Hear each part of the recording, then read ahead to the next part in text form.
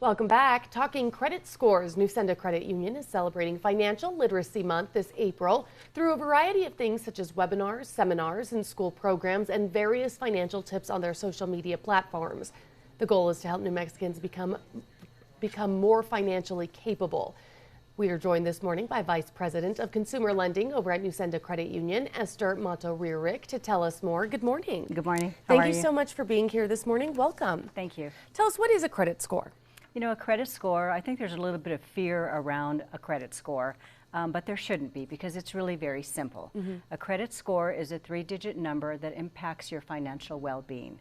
A credit score is compiled by 3 different credit organizations: Experian, Equifax, and TransUnion. And creditors like Nusenda report your pay history to these organizations. And why is this so important? It's important because it tells a financial story. It tells it gives you a picture of your financial story. And we share your payment history with your lender or landlord through your credit score and a credit file. And so this can impact you in a good or bad way. We consider this information when we're reviewing a credit application, and your score will also dictate if you are going to get a good rate or a poor rate based on your credit score. And you mentioned that there are good credit scores, there are bad credit scores, and it helps you guys make decisions. Correct. What are some examples of things that will hurt a person's credit score? Kind of probably the obvious one is that you don't pay your credit on time, you don't pay your bills on time, and also credit card utilization is important, and I don't think people realize that if you take your credit card to the limit every month, and it's always, you have a $1,000 limit, you're at $998, you make a $150 payment, and then you use that again by the next month. It makes it look like you're almost living off of that credit card as well. And so that actually impacts your credit score in a negative way versus having 30 to 40% utilization on your credit card that you can also have for emergencies.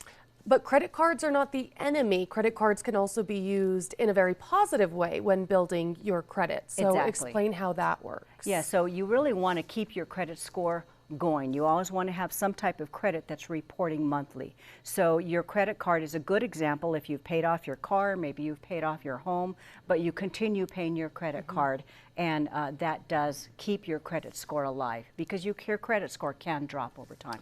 Now, who should be concerned about their credit score? I think everyone should be concerned about their credit, because we all need it at one point or another. You might think you don't need it, but if you're going to travel, if you're going to rent a car, if you're going to buy a car, and of course the ultimate purchase of buying a home.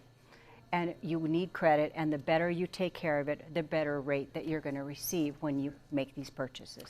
If someone has more questions about their credit score or how they can work on improving their credit score, what should they do? They can go to nusenda.org. And there are also various tools out there. You can get your annual free credit report.